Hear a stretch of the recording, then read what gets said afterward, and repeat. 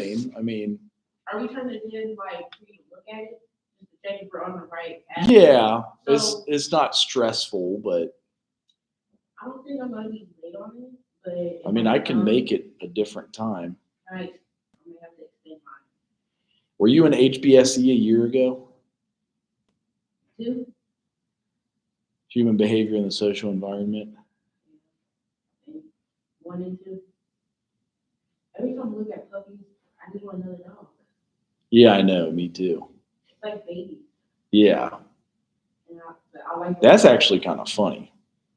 cats always do that. Like all the way in the water. There's no water in there. Oh, That's why the cat was able to go in there. There's no water in I wondered how do they do that though? Like, there. All I know is the owner's gonna be mad because how that cat gonna get out. well, I know. Yeah, how do they get out?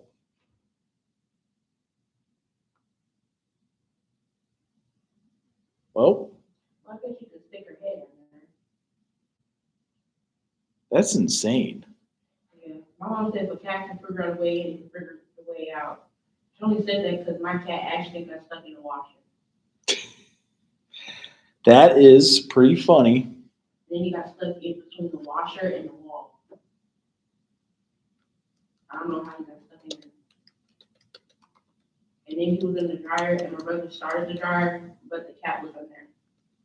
So now he knows how to sit, not to sleep in there.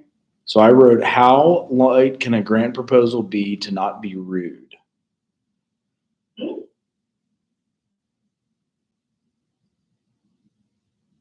Well, this is a short, so I don't know if this is funny or because I'm thinking about that grant proposal and what they say. Oh, shit, that's terrible.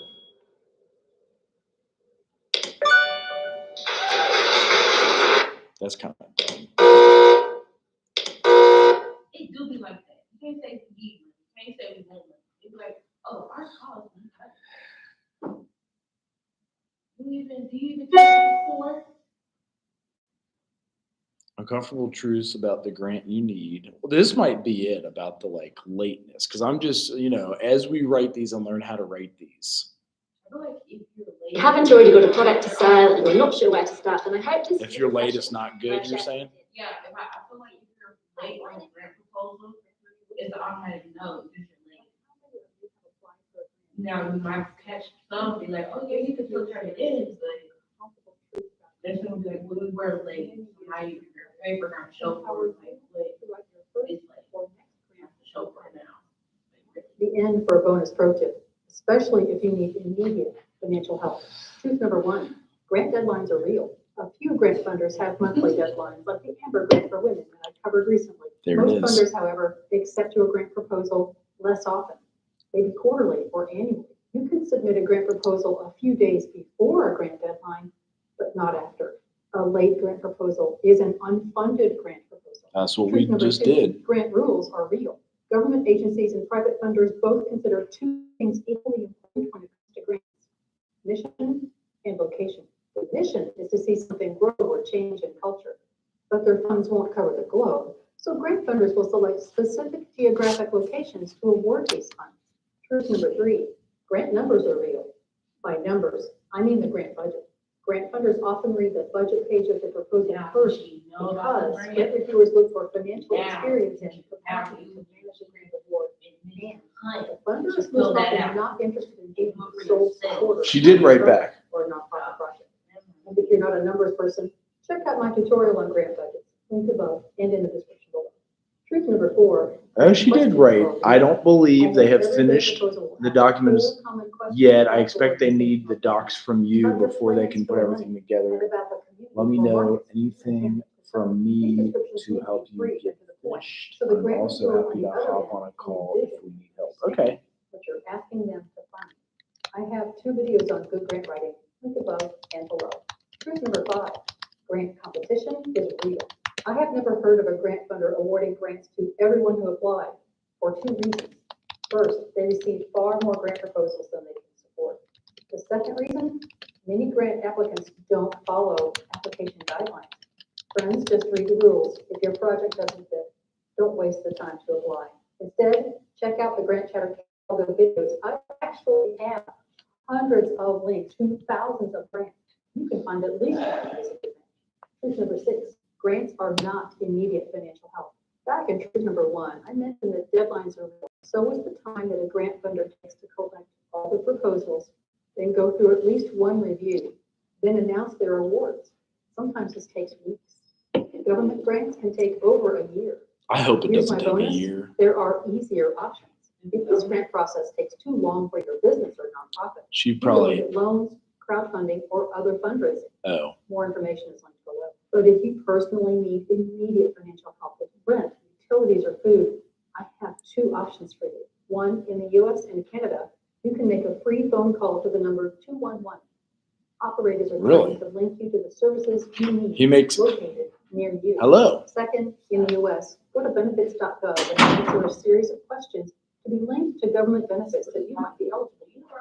So, armed with these truths about I grants, do. you could look here for my Is she here today? 1,000 grants to choose Yeah, she from. was, she said she Maybe left at about 12, but it's only See one what team YouTube has call. selected for you. She said Thank you for watching. she's gone. Yeah. What do you have to do with her? I was talking to her about the UPD. Oh, right, okay. Have you taken those classes? You both have taken that class? I have one on my schedule for next semester, then I gotta take part 2 in the fall. Oh, you took it though. No. I thought you did take Karen's class. I didn't want to take it. Do you ever want to take one of them? I have. Child welfare 1 and 2 is optional. You take one elective other than that then. I already took those. I took a cultural class as an elective. Social sensitivity? I used to work for her. She was an advisor. She's cool. She can be like strict, but she's fine. As long as you do what you're supposed to, she's fine. But she is very strict. So if you don't do something, she Yeah, she had to be nice to me. she had to be nice to you. Yeah, I think because she really wanted me to do her class. I'm like, I don't want to do it. I don't want to. Right. Oh, they have the Instagram? Every company has Instagram. They can't be reached. They block it at school, don't they? Do they? Do they block Facebook? What? Oh my gosh. I feel like they're all blocked. I've never seen this.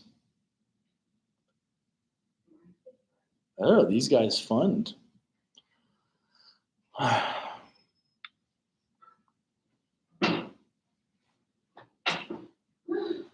I didn't know that they had grants. Patagonia.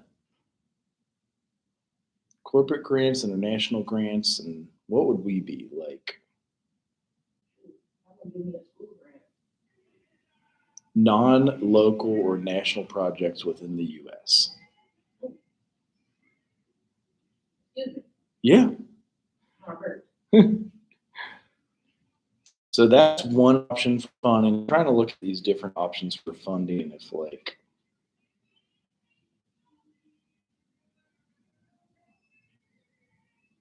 oh, she cited it. How to write a grant budget. Hello. Hours looking for help online, and when I was stuck on homework or studying for tests. Interesting. Grant funders read the budget section of a grant proposal very carefully. She So just said- in this video, I'll answer why grant funders take their budget numbers seriously, what grant dollars pay for and what they don't, and how to complete those budget forms. And as always at Grant Chatter, you'll find 2 things in the description below: a comprehensive set of links to free online resources and timestamps to help you focus your study. Let's get started. Number 1, why grant funders take your budget numbers seriously. Grant funders often read the budget page of your proposal first. Why?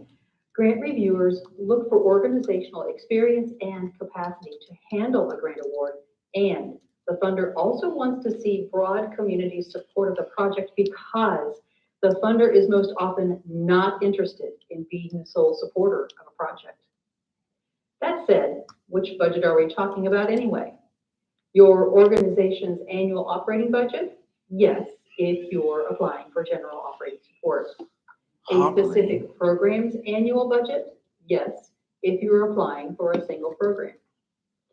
If you would like more information on nonprofit budgeting in general, I have links to free resources in the description below. Didn't you just say that? Number 2, what dollar will pay for and what they won't.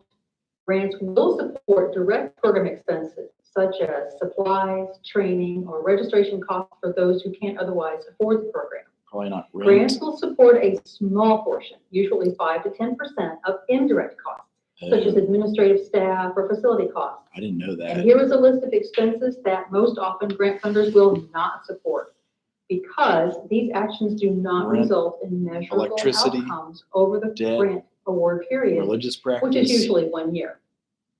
Debt, fundraising, Memberships. political purposes, athletic leagues, teams, or clubs, contributions to an endowment fund, or religious practice. Side note, religious practice is different from a religious institution's community service, such as food pantries, childcare, shelters. That's what I thought. Which do receive grant support. So far, we've answered why grant funders take the proposed budget so seriously and what grant funders will pay for. Let's move on to the how. Number 3, how to complete a grant budget form.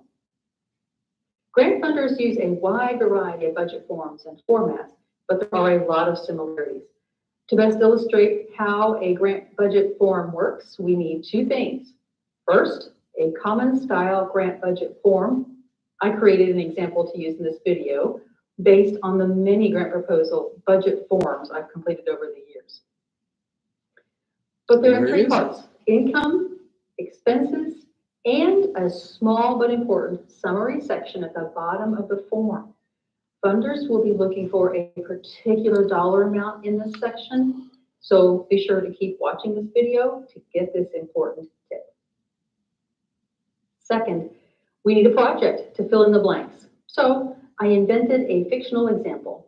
A fictional county historical society is preparing for its annual exhibit this year on renewable energy, connecting the history of energy use in the county to futuristic plans for renewable resources, especially water, wind, and solar power. This fictional historical society will submit a grant proposal to the fictional local community foundation to support a portion of this exhibit. Now, let's fill in the community foundation's grant proposal budget form, starting with the income section, which has 4 columns. Column number 1, sources of income. Funds are donated by public agencies, private foundations, and/or individuals, or funds are earned by the nonprofit through its activities, ticket sales, membership, etc., and/or volunteer time, and donated items are valued according to standard sources. And that dollar amount is called an in-kind donation. There are links to free resources in the description below to give more information on earned income and in-kind donations. Both have some specifics to be aware of, but there isn't time to cover them in this video. Let me know in the comments below if I should cover them in another video. Column number 2, amount of income per source. Pro tip, double check your math. Numbers that don't add up can result in amounts. It can be called budget narrative, budget justification, or description. This is a brief but important place to tell the grant funder that you have thoroughly considered all of the project costs. Column number 4, the status of each income line at the time you submit your proposal. Committed means the money is in hand or is confirmed to arrive soon, like we see in the local government support from the county commissioners.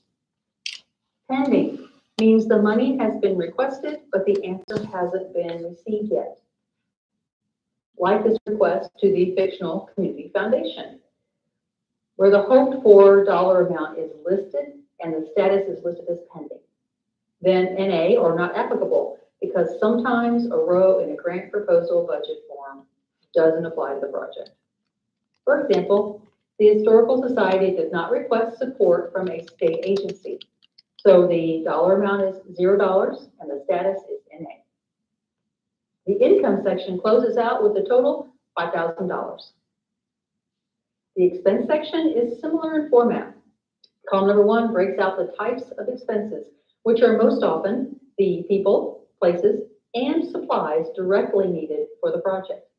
Column number 2 again asks for the dollar amount of each line item. And again, double check that math. You'll see that the status column from the income section does not appear here. Here we see the in-kind donation to this project spelled out. An electrical engineering graduate student volunteered 10 hours to consult with the society at the start of the exhibit planning. The society estimated the value of that time by searching a well-known employment website, which shows $42 an hour is average for electrical engineers times 10 hours. The link to an employment website with salary information is in the description below.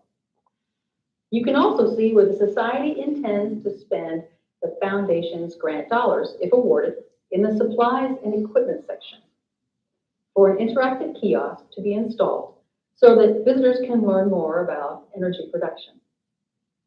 And finally, the total expense line closes out this section, totaling $5,000. We've now come to the last part of the grant budget form. Don't skip past this little section at the bottom of the grant budget form, the income minus expense section. This is a huge pro tip. Your total income and total expenses should be equal. In our fictional example, the income totals $5,000. The expenses total $5,000.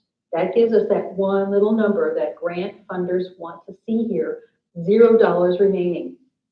This makes the proposal more competitive because if you have more income than expense, the funder might assume that you don't need their dollars.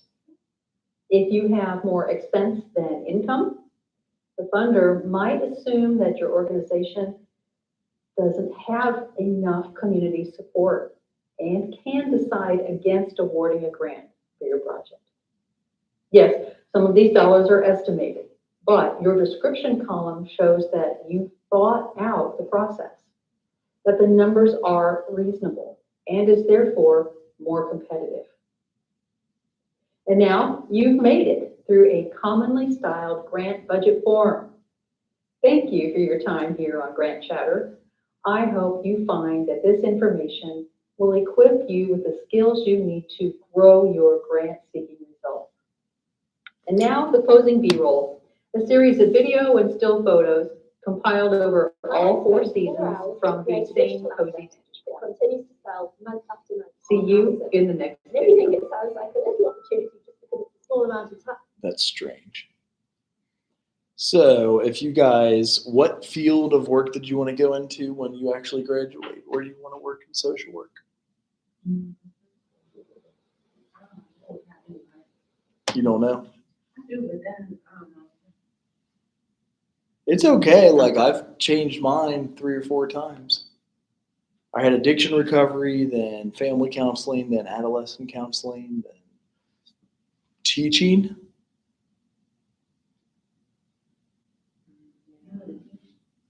That's kind of what I do now. What do I want to do? I want to be in clinical, Okay. but I didn't want to work in a, well, I didn't want to work in a hospital. Like, I wanted to be a clinical social worker, and I wanted to work with people with in mental health, Okay. mainly. Right. I don't know. If I want to do counseling, well, I might have to do counseling if I'm in the mental health, if I'm doing mental health. Right. How long am I going to be in school? Am I going to be in college? 1 more year for your master's. Okay. That's it. So you said for counseling, you do 2 years. Well, yes, but you can counsel with your master's of social work. That's what's nice about it. But you're right. It traditionally is. Say, for example, you were dumb like me and got a psychology degree. You have a psychology degree? Mm-hmm. That's awesome. I mean, I have theology, which is pretty close. It's almost the same thing. I just saw they emailed me this one, so I clicked on it. I think it's right here. I don't think I'm gonna buy it. There's no way. My last house I got, my first house was 110.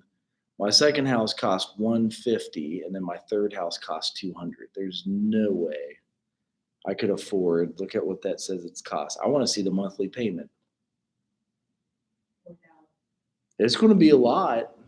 So, did it just die? Are you freaking kidding me? Whatever. I don't care. So yeah, I didn't even know you could counsel with a social work degree. When they hired me, they're like, "Oh yeah, you can counsel with a social work degree." I'm like, sweet. Went weird for a minute.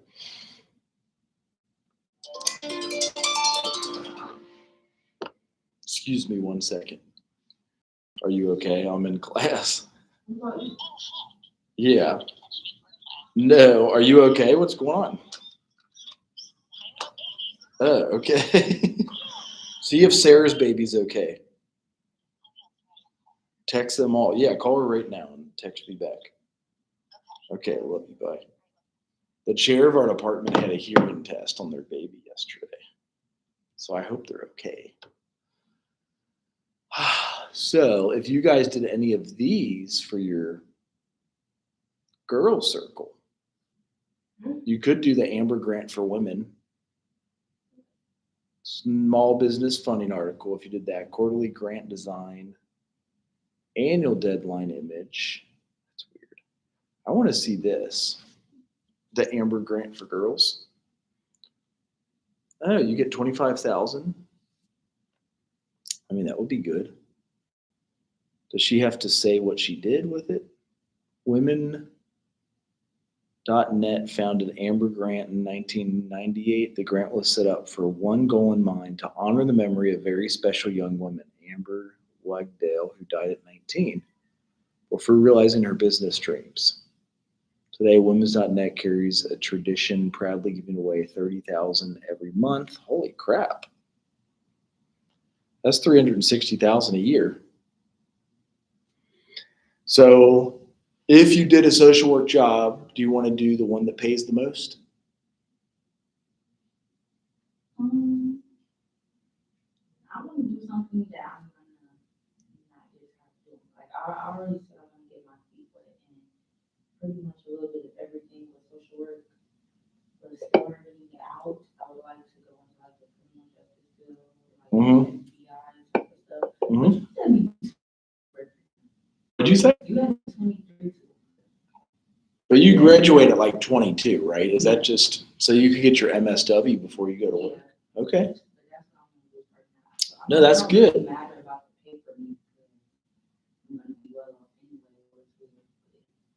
Okay. Interesting. Did I care about the pay? So my first job, I got 24,000 a year. I worked at Stepping Stone Center. I owned that house that I bought for 110,000, so that made it easy. My mortgage was only like $500 or $600 a month, right? That was cheap back then. It was 05 and 06, so I didn't have a girlfriend. I got a bunch of roommates and filled up the house and had them pay rent. It was a 4-bedroom. I was able to fill it up with 4 dudes. Roommates were a pain in the ass. So although I made probably 70,000 over those 10 to 12 years I rented cash, you got to put up with a lot of bullshit, like repo guys. I had roommates for 10 years from 05. Oh yeah, that's right, because I got married in 2012 and I still rented my place by turning both garages into like an efficiency rental. Because I remember telling my first wife, I still didn't make a ton of money, but that was a way to make easier money. So like we rented out the garages. I put a bathroom and a kitchen in the garage. Yeah.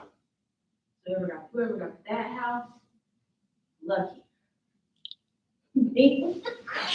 You're saying it sarcastically or for real? No, for real. Because the garage got a bathroom and everything. Yeah. I feel like they might have wrecked it all down, but But you're right. We had to jackhammer the floor in the garage to like fit a drain for like both the bathroom and the shower.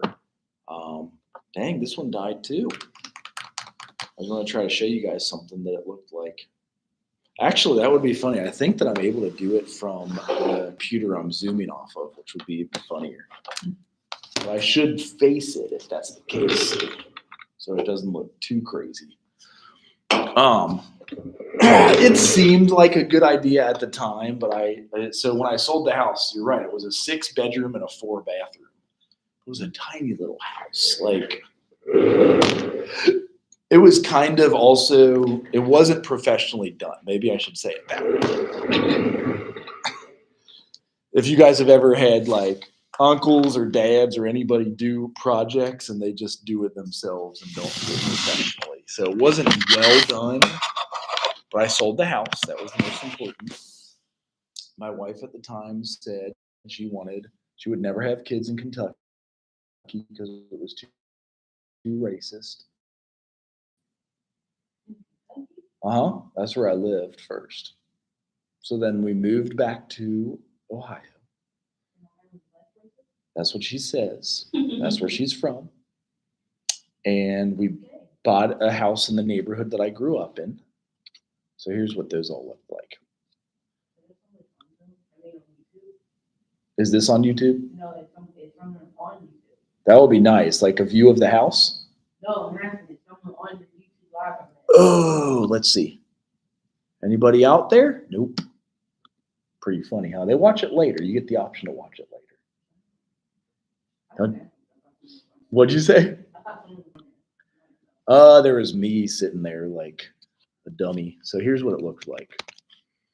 When I bought that house in Kentucky, it was $110,000. Mortgage rate was 5%. So it wasn't great back then. So how much is the cost of rent in your all's hometowns? Now? Yeah. Or even what's the increase over many years if you know what it was? Yeah, I don't know for many years, but I know just over COVID, my mom was staying, her rent price was only like 6. And after COVID, it went up to like 5.9. Dang, it went up 50%. That's insane. If it's not 1,000. Right. Well, this doesn't want to be kind to me, so let's look it up by address. 853 Bunning Lane. That was my first house. I bought it for $110,000. It was about $500, $600, $700 a month. Oh, it's still in Newport. They want you to sign in. Is that how they always do it? Newport, Kentucky. So this was my first house. What's fun is all the pictures that I took went up on the Facebook. That one picture is actually my current wife's apartment. And I don't know how that became the main page. It looks funny because it has like the vacuum in the background. So, wow, I bought it for $110,000 only 18 years ago, and they say it's worth $278,000. How insane is that? So when I did that, you guys ever look at homes on the internet? I don't know if they talk, they say against the price. I always lose, we got almost $1 million, like a tiny house with a small back. Oh, really? Yeah, and I'm like, I'm gonna say, what the hell, this ain't even worth $100,000. These pictures make it look bigger because it was only, I wonder if we took a picture of the garages that I turned in. So I did that floor, I sanded it, I painted those walls green. What? It looked good. That's the kitchen, which was big. I mean, that looks pretty big. It's also like one of those fishbowl lenses, so that's an old style. People would be like, ooh, that kitchen's out of date. I didn't care. I rented to like 4 dudes that would not really take care of the place. So that was the first bedroom I rented out for $325 a month. That is the same bedroom. And then My ex-wife's bedspread from India. That's hilarious. That's the master bedroom, which it looks big because it's the fishbowl lens, you know what I mean? But and then that's the master bathroom, which was not great, but again, it sold. These are the upstairs rooms, which sucked. So you ever been in a house where you hit your head? That's so was it like this or was it more like the other side where because this has half of it's a closet, but luckily it's a big ass walk-in closet. So every room had a closet. This one was fun. I liked this little room because except for the night I got struck by lightning and it was right above. The solar panels were literally right on that roof, hanging that way. It was like a flash of red. It was like boom. Had a little no, but it blew out the wind. It blew out this window, like it shattered. It kicked a cup off. So anything that could absorb electric. Lucky it didn't hit me. I sold it with the greenhouse, I think, which is again hilarious. I think like maybe, huh? There's the solar. See, he did not want the solar panels, so I was selling it for $155. I told him if he let me take my solar with me, I'd sell it for $145, 10 grand less. We took him down. I moved him. You still have your solar panel? I do. Had a big ass shed. So there's actually people that lived in that. Here's where I turned the garages into an efficiency. It looks good from that angle because, it starts over after that. That's funny because there was 2 garages. So this is one garage and right here. And this is the house I met my current wife at because the dude who rented that first room was dating her at the time. I got a question. Yep. Were your roommates like, were they dirty? Yep. They clean up? Nasty MFers. So nasty. Like, that's the problem with roommates. So that's why I made it that garage was totally separate from the house. Like, they couldn't get up into the nice. When I was married, because I rented those out for 3 years while I was first married.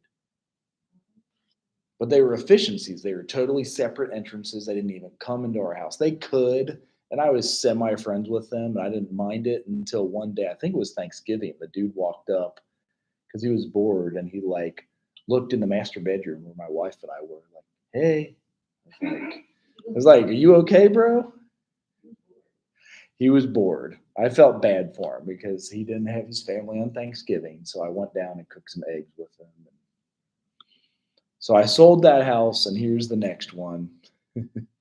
Just to give, what? How many houses did you like own for rent? Just 3.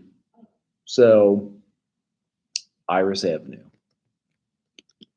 Cincinnati, Ohio. Oh, it was 6657 Iris Avenue. I just remembered it. I almost forgot. So this is where I was told I would be able to have a boy and a girl, have 1 kid and adopt 1. So you guys get the story of life. So this was in the neighborhood I grew up in, very diverse and mixed. It's a food desert. Is that what they still call them? It's a food desert. This one was cute. The first set of pictures suck because when the realtors take the pictures, they're better. So I took the first set of pictures and like listed it for sale on my own, for sale by owner. It looks tiny though, doesn't it? No? Is that the size you're all used to? For me? Yeah, it was called a 4-bedroom, but 2 of them were on the first floor. So like that really, I almost consider it not a bedroom. Because what's that? Those are bedrooms. They are, you're right. It counted. So when we sold it, it sold as a 4-bed, 2-bath. And there was even a half one in the basement. So it was 4 beds, 2.5 baths. But okay, here we go. It had that roof thing again. So that's the master in this one. But these are the crappy. Yeah, I'm going to have to get the realtor's photos because I think my photos don't have the fishbowl lens and they kind of suck. So this house was $155,900 a month. Oh, those are the Indian curtains. remember moving all the crap out of it to sell it, and it was a lot of work. And it had geothermal, so I wanted to put that on. Here's the solar panels again. There's the solar. So it was a nice house, but it had a really funked up roof. Like I could barely get those solar panels on it because it was too small. And then it was kind of your original neighborhood. Maybe you guys see them in Indianapolis. Maybe you see it in what's your hometown again? Okay. So they probably have houses like this. Here's the realtor's photos, I think. What's funny is this was leaking, and I had to go up on the roof and fix that, and I painted it, and so it didn't look like there was a leak right before I sold the house. So like you can almost see it right here. Like there's like, you know where the water comes through in the roof, and my brother put in these cute trees so it looked in the front, it was landscape, because a house that's landscaped looks way better. Like if you have the long ass grass.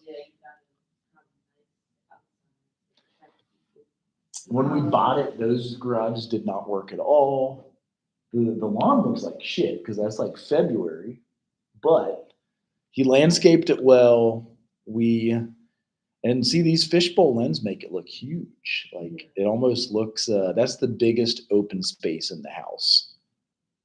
And that's all the art deco that she put up there. There's my damn pumpkin picture of me my mom painted when I was 3.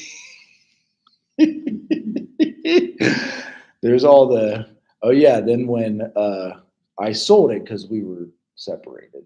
So when her mom dragged that out, it scratched the floor all the way across the floor. Like,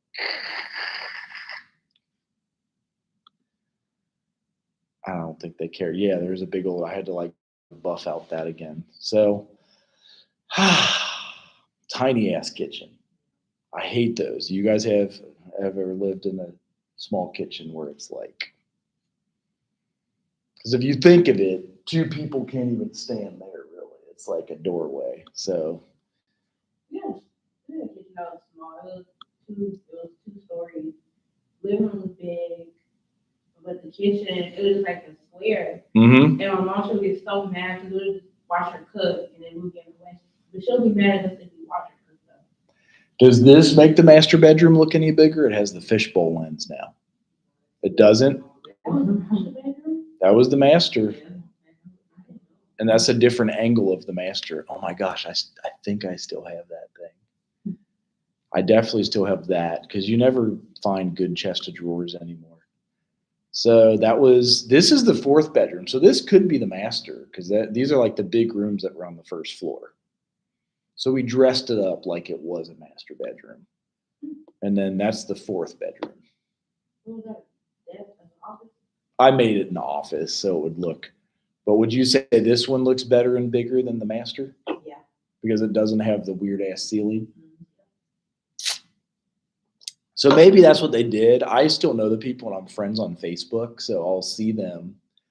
And he wrote a love letter about my house to buy the house. I was like, he was a veteran and he was like, when we heard your house was for sale, we were so sad when we heard it was pending. Oh, now they just do all the outdoors. So we had to put electric and new garage doors on. That was like $5,000. So we sold this one for $209. I bought it for $155. I sold it for $209, and my new house is $206. So same size house within 100 square feet. 110 in 2005, sold for $145 in 2016. Bought this in 2016 for $155, sold it for $209 in 2019, and bought my current house for $206. Does that look like? Oh yeah, I got up on the roof to take all these pictures. I know, yeah. You do have to work to sell a house. Like you want it just to sell itself, but it won't. Like we almost failed at selling this. For a minute, I was like, we are never going to sell it. So my current wife didn't want the house the old wife picked out. Would you? No. There you go. We also heard 6 gunshots 2 doors down 3 months before I sold it. And it was a trap house. It was just like a drug house. It was. In fact, you might be able to see them in these pictures. That's when they put in the geothermal. So I took pictures. They have to drill 100 feet underground. And then that's your heating and cooling that was free. So the trap house, let's see if I can go the other direction. Actually, that one next door wasn't much better, but there is tons of drug activity to the right. That's the front house, but I want to see if, yeah, this one was like their garage. Well, you can see the roof is falling off their garage. So people don't like that either. So like they want to have some type of good, oh, now we just go back through them all. So Good neighbors. you want good neighbors? No, I'm saying they want Those guys were fine. Their dog did bite me. It was a pit bull and it put a little hole in my hand. I just let it go. Like, you know how people try to go after them. why did your dog bite you? It was just a very aggressive pit bull. Like, was you trying to pet it? Yeah, I was. But I was trying to pet it on my property because I had like the leash and it could come all the way into my damn yard. So Yeah. Well, I like people. It just be all. it is. You're right. So my final home, oh, damn it, of course. Because I know we have, and this might be, we were talking about how like, do you guys, I didn't buy a house until years after I finished college and graduate school, just because it's, well, really like 7 years after, because, and this is my current house, so we had to pay $206 for this piece. That was worth $200. They say it's worth $289, and you probably could. The problem again is my current mortgage is $1159 per month. So try to guess what it is now. It's loading. Oh, that's how much they'll rent it for. If I could be super rich and keep it and buy another house, I'd just rent it because I would make $600 a month to like fix. This is mine. Why is it on Zillow? They're all, every single house in life is on Zillow. What? Yep. That is weird. I know it is, especially if it's been listed for sale in the past 10 years. If it's never been listed for sale, they don't have pictures of it. But because this one is, these aren't even my pictures. These are the pictures I bought it with. This is still now currently a diverse neighborhood. It's called White Oak in Cincinnati. What's that? It doesn't sound diverse. I agree. So here is, if I refied now, so this is the problem. If I bought the same price house now, or the same model, I should say, because I bought it for $206. I think it's worth $289. Well, if I sold this for $289 and bought something for $289, guess how much my monthly payment goes up by? It looks like $900. So from $1,157 now it's $2,057. There's no way. And I've told them, I said, well, just truth in life. We had a cleaning lady yesterday, cleaning person. Guess how much that is? $200. I think there's 4 of them that just get it all done in 2 hours. There was an organizer that helped us with the clothes. There was a nanny on Saturday that helped us with the train, kids at the train. I said, if we want to continue doing that, I can't raise my rent by $900. Like, that's all that money. You know what I mean? What'd you say? You got Arlington in another house? Or is it just Her mom keeps forcing us to like want to buy another house. I think this house is fine. I understand it's only a 3-bedroom with 5 of us, but we can do bunk beds. Right. Listen, I lived in a 3-bedroom and it was 5 of us. Well, 3. No, it was 4 of us. But Yeah. our grand moved in. She had to sleep in my brother's room. Yep. But we made it work. We was in our apartment for like a couple more years. And then we Yep. got a house. It was really 3 bedrooms. And then you had a little spacious room, which was my room. Mm-hmm. And then next to her. Y'all have one girl, right? We have 1 girl. Yeah. She wants another one. So that's worked out perfectly. Y'all got 2 boys, they can share their room. Yep. 2 girls. They can share their room. She has this room. That's the nursery, which is kind of cute. And we actually do have the crib was in the same spot. And it's way emptier. Now we've got it loaded up with junk. That's the master. Nothing's huge, nothing's great, but I can afford it. Yeah, it was nice. I really do like it. And to say it's $11.50 a month, I put the solar panels on the backside there. So yeah, that's where we're Like, at. I don't want no big ass house that looks like No. so much room that I can't even, I don't know what to do. You have to clean it, right? You have to clean them all. You have to do like You're not gonna clean it often. I already lost